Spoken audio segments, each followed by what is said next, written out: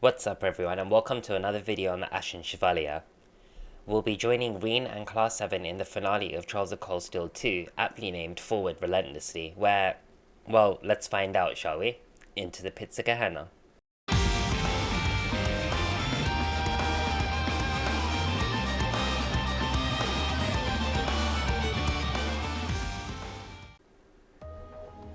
The finale opens up around Thor's military academy, where it shows a bunch of groups that are hanging around in some different areas. First, at the front entrance, we've got Celeste, Patrick, Rex, Elisa, Teresa, Colette, and Ferris. In the courtyard, we've got Adele, Fee, Lambert, and Eustace, and I'm pretty sure there's somebody else sitting on the bench there, but I can't quite be sure of who it is. I think it might be Beryl. On the rooftop, we've got George, Toa, Angelica, Lind, Vivi, Bridget, and Alan. And then in the entrance, we've got Margarita, Miriam, and Vincent, and I think Sarifa. And then we've got Valimar outside of Trista, just on the highway, and we've got Rean on the Courageous deck, which is parked in the field. Rean expresses how happy he is to be back at Trista Academy, as well as seeing that the rest of his classmen are also just as happy too. Although they had a conversation yesterday, and it's clear that they don't know how long this will last. The Courageous receives a call from Lieutenant General Craig the Red, Major Neidhart, Captain Clare of the RMP, and Lieutenant General Bender. They explain they want Class 7 to liberate the capital. Raw and Berea are quiet at the moment. They now have a firm foothold to take back Heimdall. Western Erebonia is still pretty brutal, but if the Nautia and Kritzen armies keep their word not to interfere, they could turn the war around. It's a good chance, yes, but Rean iterates they have no intention of taking an active role in the war. That's okay with them, as they wanted a specific location recovered. Claire explains that they won't be fighting on the front lines to take back the city, rather the students of Thor's military academy will liberate one very specific location.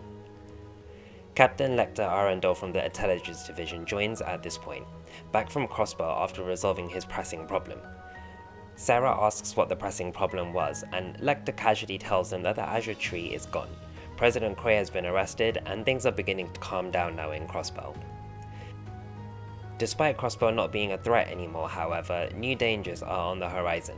The Calvert Republic could make a move even with their economic crisis and current terrorism.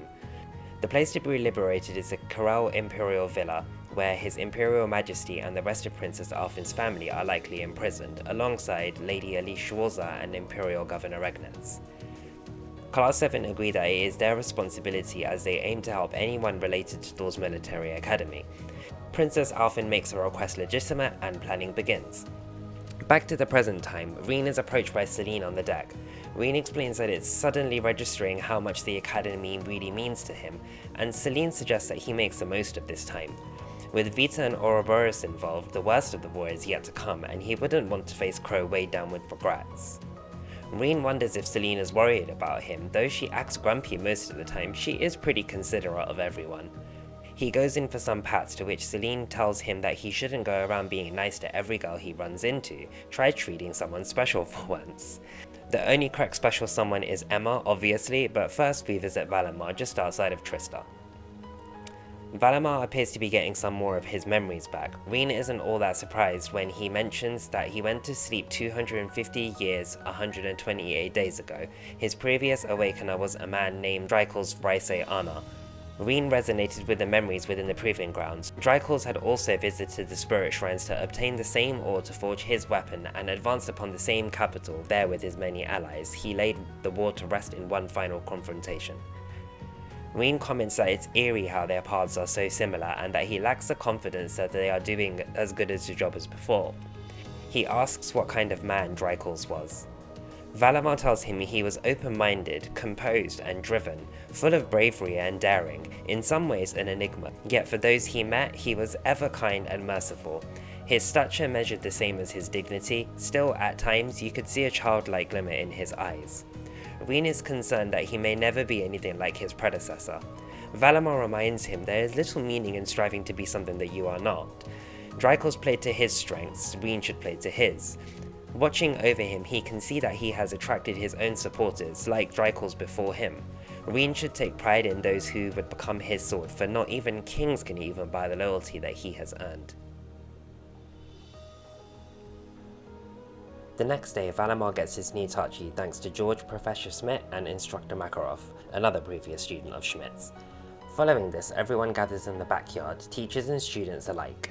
Principal Van Dyke addresses them, first reminding them of the words imparted to them during their welcome ceremonies. "Arise, O youth, and become the foundation of the world." The words of Emperor Drycles, the man who ended the War of the Lions and founded this very academy. He asks them to consider what the world he refers to is, and what qualities one must possess to be its foundation. He adds that foundation doesn't mean sacrifice, they should all aim to walk side by side together and ultimately return alive until the next time comes. Let's visit Baron Schwarzer in a minute. He and Lady Schwarzer were informed of the plan not long ago and completely support Rean in his decision. Teo tells Rean that there is something he has been keeping from him, knowing that a time would come one day for him to reveal the truth surrounding his birth. Rean has always suspected something unusual. After all, he was found abandoned in a blizzard. He assures his father that he feels indifferent toward it and that he will always be his son. They hug it out like good macho men, and then it turns into a family hug with Lady Schwarzer embracing her child too. Fee remarks that she is kinda jealous. Me too, Fee. Me too. Outside of the mansion, the rest of Class 7 ask Rean if there was anything else he could remember. He states the earliest memory he has is waking up in this mansion. Suddenly, he is able to remember a voice.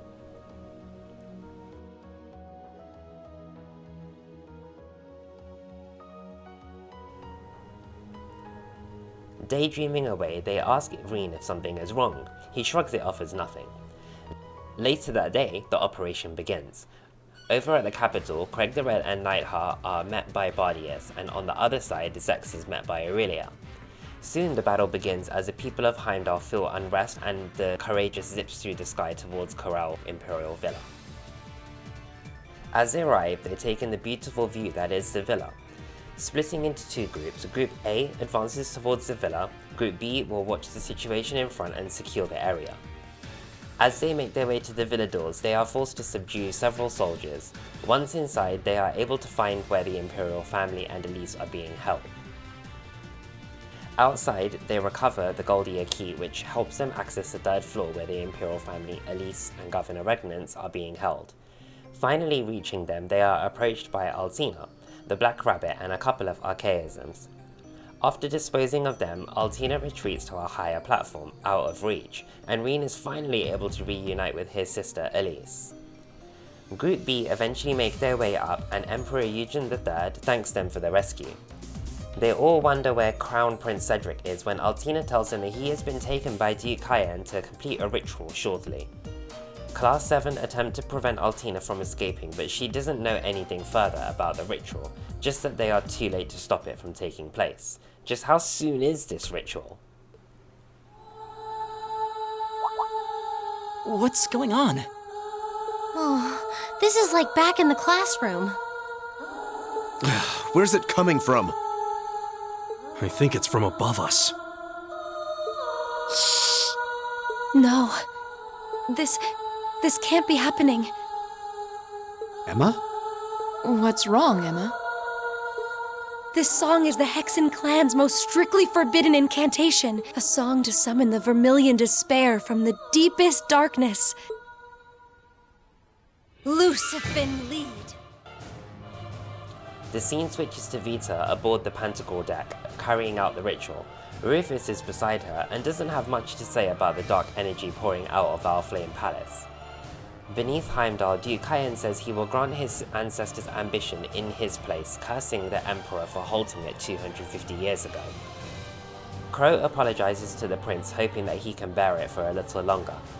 Duvally is shocked at how the space in front of them is distorting. McBurn reckons it could be fun. Blue Blanc is awed by the beauty. Outside, masses of roots appear from the ground, and once settled, the infernal castle appears. The battles happening outside of Heimdall halt for a moment as they gaze upon what is happening, unimpressed and somewhat cautious. Rufus has heard of the infernal castle written about in the Black Records, as he states this time only the Ashen and Azure have woken. He wonders what the outcome will be. Vita tells him it's simply too early to tell. However, the Noble Alliance have a clear advantage now. Irrespective of that, Ouroboros are one step closer to their goal, and Vita is also one step closer to hers. While she invites him along, he tells her that he will take care of the public face of this war. The unseen part can be left to her in Deep Cayenne. Once she leaves, Rufus ponders on whose ballad she is singing exactly. He jumps off to a smaller ship and advises the captain of the Panticle to keep an eye out for the Crimson Wings. Back in Kroll Imperial Villa, the group are also concerned about the appearance of this castle. Toa, Angelica, Claire, and some RMP members join the group and aim to escort the Imperial family and Governor Regnitz outside of the city to the City Hall, respectively. Toa suggests gathering on the Courageous to figure out a plan, however, Rean has other ideas. He consents Crow and the Azure Knight within the castle and will be heading there right now. He feels that this is a final stage for him and Valimar, a grand calling of destiny, so big even the War of Lions is just a fraction of it. Naturally, the rest of Class VII will not be leaving Rean alone. The Emperor sends them off. Go forth, bearer of the Horned Lion Crest, fight not for the future of this nation, but for your own individual futures. 3 minutes away from Heimdall's airspace on the Courageous deck, Class VII gather along with Valimar too. To Rean's worry, Elise is also on board the Courageous on the bridge. Elise assures him that she won't be asking to join alongside Class VII to infiltrate the castle, however she at least wanted to be closer to him. All of Class VII agree that it's a good idea to have her around since that will prevent Rean from doing anything overly rash. Even Valimar agrees that he should be restrained in some way. As they get closer, the Panticle emerges and shoots off some missiles. The Courageous is able to burst through to the entranceway of the Infernal Castle. A large number of magic knights begin to appear surrounding the entire area. Fortunately, the upperclassmen come to their aid, encouraging them to move forward. Instructors Thomas and Makarov are also on the battlefield. While Makarov is concerned that he can't even smoke in peace, he does ask if it's time for Thomas to stop holding back, but he has no idea what he is talking about. The Courageous ascends to get the mothership's attention. Rean slashes down the door to the palace with Valimar, however there is a spiritual barrier blocking their way as well. Rean is able to channel his power through the Zemurian Ortachi and ultimately to Valimar as they combine their power with spirit unification. They are able to break the door down and proceed into the castle at last. After the first set of monsters, Selene confirms the presence of high-level spirits, hardly surprising considering it's known as the Vermillion Apocalypse's castle. While Selene and Emma do have some knowledge, the castle isn't exactly the same as it was before. The castle's layout and contents change depending on both who summons it and what the circumstances they summon it in. Kinda how the Divine Knights change slightly depending on who their Awakener is. Reaching the end of the first stratum, they are met by Blueblanc and Duvally, who challenge them to a battle. Blueblanc is excited to fight on such a spectacular stage, and Duvally is ready to show her power to her lord, who once challenged this legendary castle also. Emma assumes that this has to be the Steel Maiden, Ouroboros' 7th Anquis. Selene adds that there are some who speculate her to be St. Leanne Sandlot herself. Rean recalls seeing a similar figure to St. Sandlot in Lohengrin Castle, but how could that be possible? How could someone who was alive 250 years ago be alive today? With a name like the Star Ritter, it's clear that the inspiration was drawn from the Lance Maiden and her Eisenritter at least. The battle seems to come to an end when Duvally demonstrates her speed by attacking Class VII from all sides. Blueblanc points out that even though Duvally doesn't have a number among the enforcers, that's not because of a lack of skill. Act 2 is about to begin, and the real stars are finally here to join. Prince Oliver and Turfel chain a couple of arts to disorientate Duvally and Blueblanc. They ask where Mueller Vander is, and although he is here, the front of the castle didn't look so good, so he's busy cleaning that up out there. Nightheart too. Being the beasts that they are, they challenge each other to see how many of the knights they can take down, and off they go.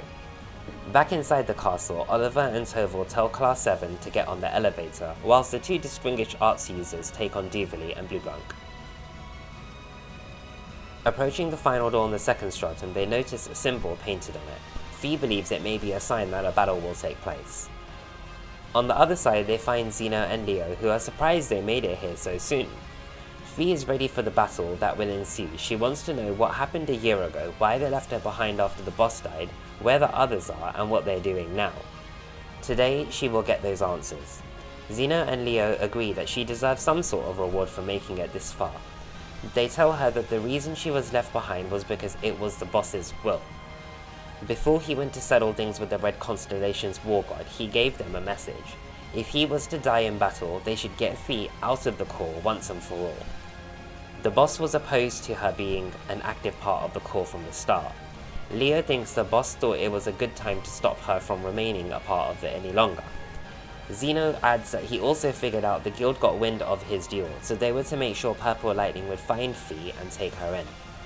As for where the others are and what they are doing, neither will say anything. After all, Fi is no longer a part of the Corps and she has no business knowing of their eternal affairs. Still, she could beat it out of them.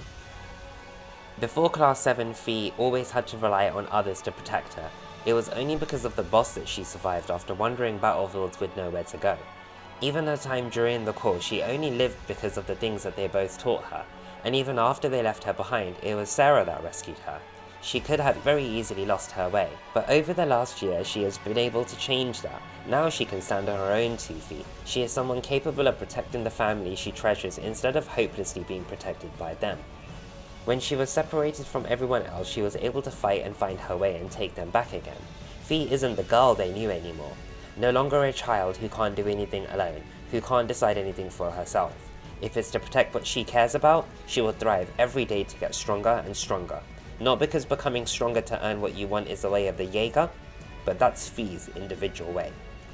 Zeno and Lee are certainly surprised at the amount of growth seen in Fi. The boss seems to have gotten his wish, perhaps even more so. Class 7 managed to catch a breather during the battle, but Zeno and Leo get a second wind, and now they're really ready for battle. Black battle auras appear around the two of them. Rean is considering using his power again, but Sharon and Claire make it just in time. They manage to let Class 7 escape to the lift, but not before Zeno and Leo warn them not to let their guard down for a second, as the next foe is the strongest of them all. Reaching the third stratum, McBurn the Almighty Conflagration awaits them, although he doesn't really want to be there, and since Ouroboros' enforcers can do whatever they want, it's not like he has to be here. He makes it clear that he has no interest in anything Class 7 is fighting for. He is an Erebonian, so he doesn't care who wins the war. There is, however, one order of business to take care of. McBurn tells Rean to call Valimar to fight him. Rean states that it's clear McBurn's abilities make him stronger than them, and that it could probably incinerate everything in this world. Emma believes this may have something to do with the divergent laws of Ouroboros. McBurn quickly makes her stop and confirms that they are right. Still want to try your luck? Whilst they may not be able to defeat him, they can force their way past him. Panting for their breath, McBurn becomes even more excited about the fight. Black flames form around him, and he goes on to say that he doesn't really care what Abyss and Steel have planned. He has been looking for someone ever since Louve went and kicked it. Sarah is surprised at the mention of Leonhardt the Blade Lord, but McBurn has turned up the heat ready to take them out. Letting out a massive amount of power, McBurn the Blazing Demon's hair changes colour and his eyes become red. The power emanating from him is intense. Rean recalls the conversation aboard the Pranticore when McBurn asked how much of him was mixed, and he responded with "all of me." This is what he meant. McBurn begins to burn the place up, and Rean gets desperate.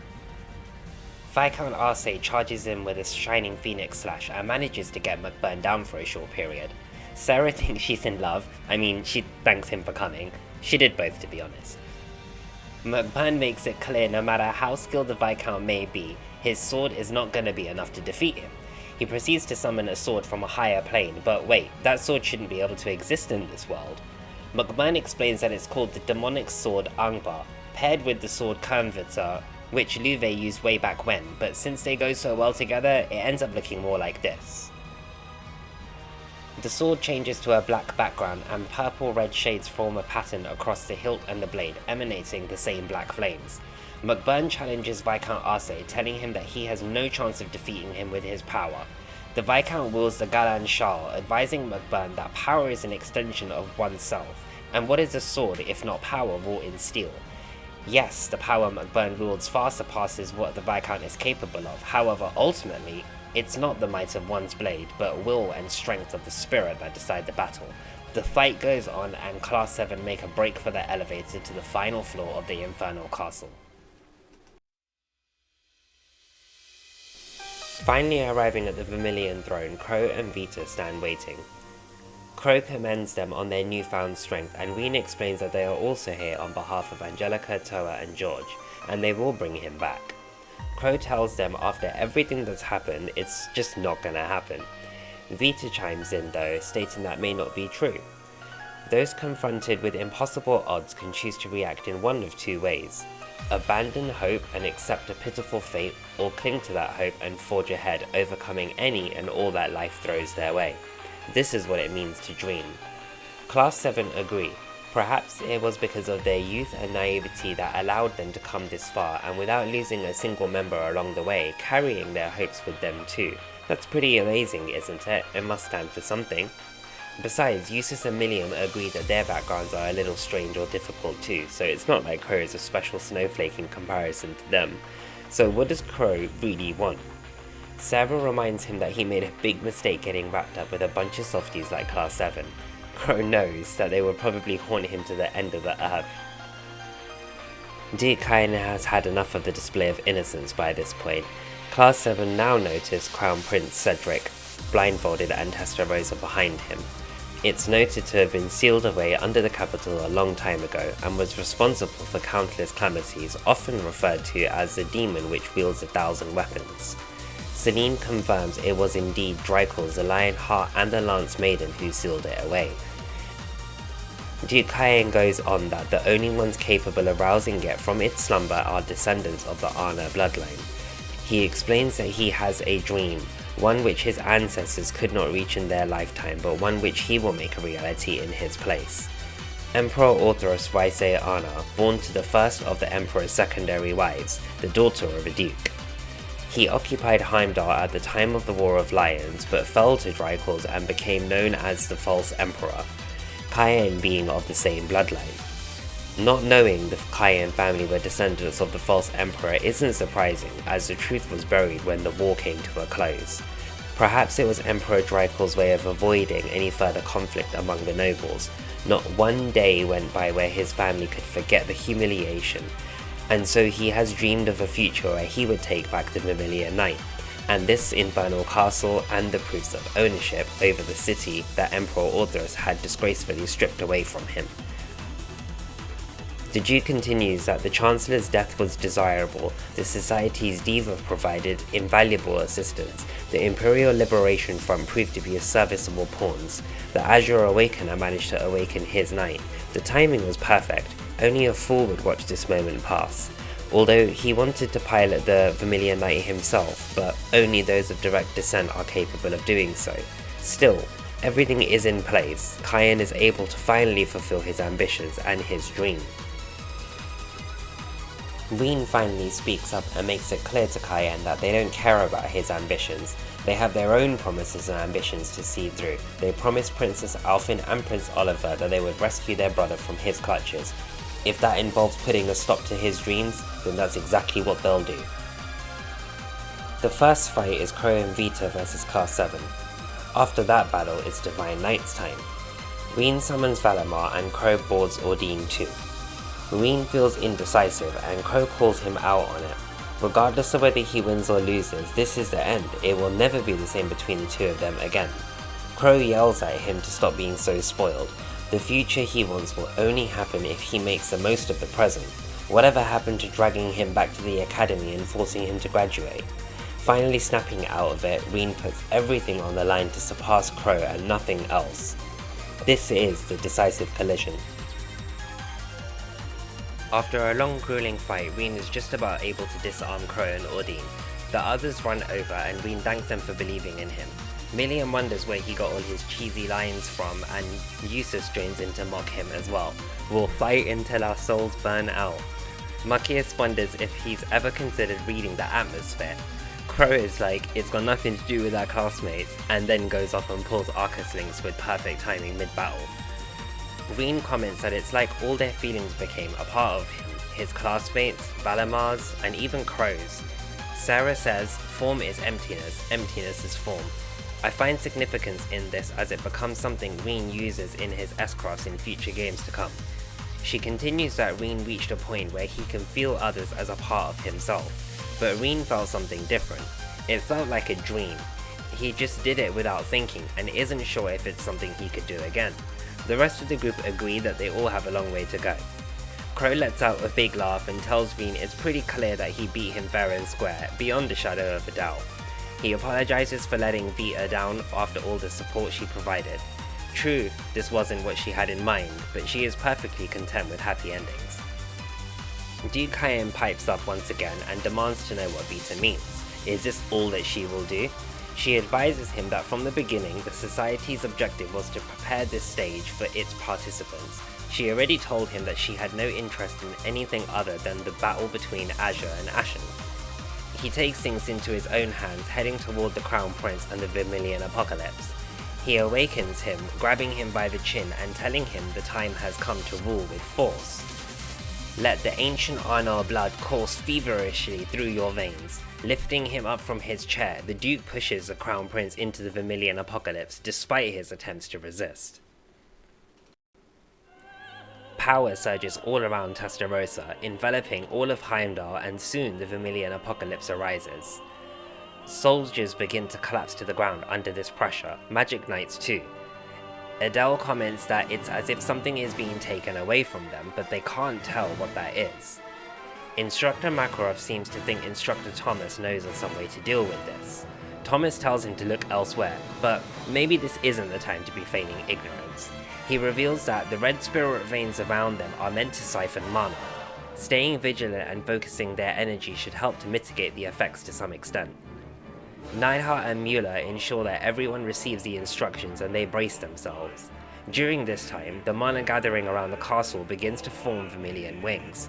These can be seen from the Courageous, as well as where Princess Alfin, the Emperor and Empress are. Back in the castle, Duke Cayenne is cackling to himself. After all, the Vermilion Demon Lord has been awoken. The demonic god with 1,000 weapons, the absolute ruler given form by Emperor Orthros 250 years ago. Crow asks Vita to try an enhancement technique on him to create an opening so Rean can get closer. Eustace points out they'll need something more decisive to turn the tides, the Divine Knights. If they can hold out until they have recharged some mana, they'll be in a much better place. They just have to separate the core Crown Prince Cedric is in from the rest of the body. Without him, it shouldn't be able to remain in this dimension any longer. Selene and Grianos help Vita.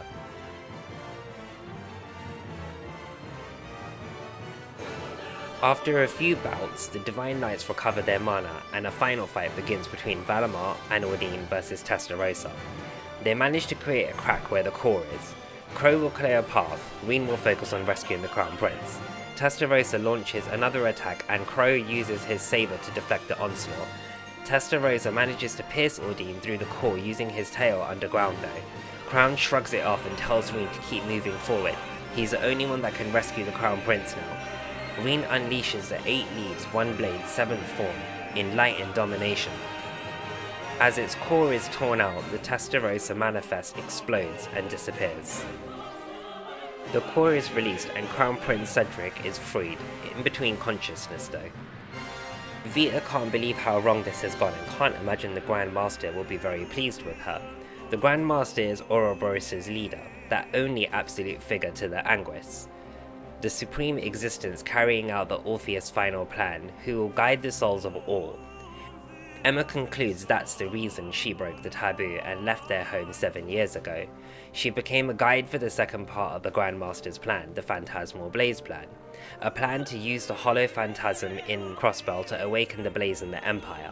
Thanks to them and Crow, she was able to advance it. Suddenly she stops and looks to Ordine. Emma can't sense any mana inside and there's a gaping hole in the core from the battle. Ordine drops to his knees and Crow appears out of the core. Crow is fatally wounded through his chest. Emma and Selene go to heal him. Crow remembers that this is the same place he shot Osborne too. That's karma for ya. He apologizes to Rean for not being able to keep the promise to Toa, Jellica and George after all. They need to stop the blood, but Vita states that their witchcraft won't be enough, having been stabbed through the heart. Emma and Selene start to realize that it's not working. Crow thanks Emma and Selene, at least this way he has a way to say his goodbyes. Rean tells him not to talk like that and Crow head pats him, telling him he is a spoiled kid. He tells Elliot the concert was really fun and to keep loving music the way he loved Elliot's. Elisa should try to get along with her mother. Yeah, they have their differences, but at least she is alive to talk to. Marcius and Eustace should continue to rival each other. Though the Empire may change, they should remain the same. The rest, he was glad to have an opportunity to know them. Grateful to Sarah for the last 2 years and Vita for being there for him.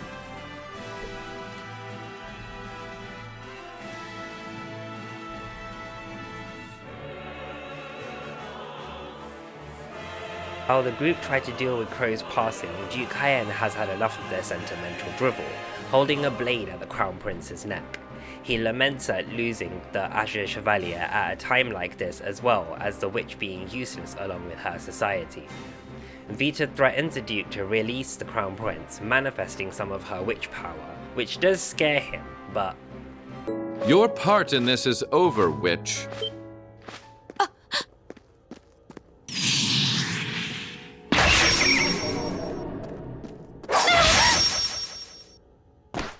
Vita! Grianos? Hey, Rufus is back. They all wonder what he is doing here, and the Duke momentarily rejoices until he realizes he probably isn't here for him. Rufus responds appropriately with, "In your dreams." Altina swoops in, knocking the Duke away from the Crown Prince, restraining him with Clownsileus. Rufus tells them that they have behaved disgracefully toward the Imperial family and brought a calamity upon the innocent people of the capital. They may both fly the banner of the Noble Alliance, but he cannot turn a blind eye to their misdeeds any longer. As the Alliance's Chief of Staff and a citizen of Erebonia, the two of them are under arrest. It all makes sense to Vita now. She always thought something was amiss about Rufus from the very beginning. Where had he gotten the girl from the Black Workshop? But all this time, this is a chance he was waiting for all along. Rufus feigns ignorance. Most of Class VII are confused, but Rean and Milliam seem to have an idea, but feel silly for having not realized it earlier. She speaks to Rufus, asking if he is one too, but he just laughs it off. A familiar voice agrees that very well may be the case. Captain Arundel and Captain Claire approach the group, and it seems like everyone else has figured it out too. To Eustace's confusion, he shouts, "All this time you were an Ironblood?" Rufus confirms, in fact, he is a primary member of the Ironbloods, though this was kept a secret until very recently between himself and His Excellency the Chancellor. The others knew of a primary member but were never told who it was. The Duke demands to know what the meaning of all of this is. The successor to one of the 4 great houses is a former Chancellor's protege? For what reason, considering the high position in the Noble Alliance was already secured? Rufus is already in line to become the next Duke Cayenne, but why reveal that now? What could he possibly gain from professing his allegiance to a dead man? He would gain nothing, which is why it's rather fortunate I'm very much alive.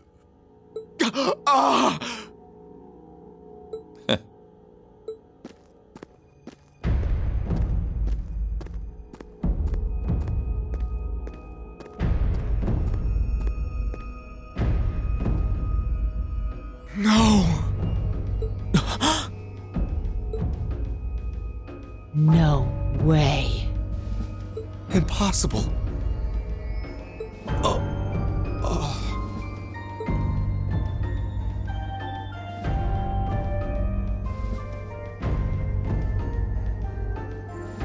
I guess it's great that he's not dead. I mean, that is a pretty solid comeback. I liked it.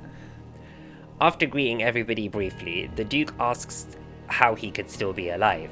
The Chancellor responding with, perhaps the years have dimmed his eyesight, or perhaps he had a body double. Whatever the truth may be is of no concern to the Duke right now. All he needs to know is that their loyal ally Rufus Arborea will be bringing the situation in Erebonia under control with minimal conflict, while ensuring the Noble Alliance's power is deeply diminished. That is the task entrusted to him, and in that he shall not fail. The Duke, utterly bewildered, wishes that this was just a dream.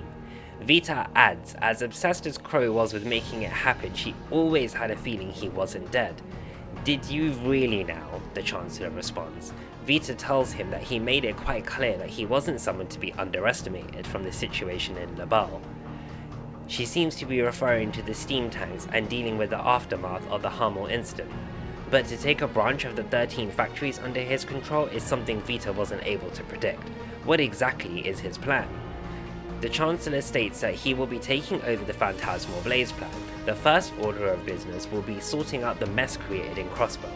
He will allow Vita to leave this time, however, she should pass a message to her master. If they even think of trying to stand in his way, he will crush them beneath his heel. Vita leaves after apologizing to Emma and the group. The Ironbloods, including Million, gather together praised by the Chancellor and revealing the name Jaderook for Rufus. The Chancellor instructs Rufus to resolve the situation here within the week.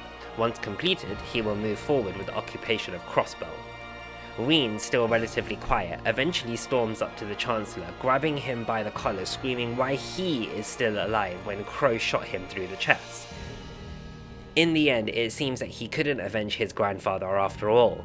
Was everything he did for his whole life for nothing? Rufus suggests to Rean that as he has his reasons, so too does his excellency, and he fits into those reasons more than he might think. Some more memories are shown, this time where a black-haired man speaks to a baby Rean. I pray you grow up strong and healthy. Oh Adios, if you're listening, hear me now, please save this child. Rean looks up at the Chancellor, finally able to remember the truth. I'm glad to finally see you again, my son.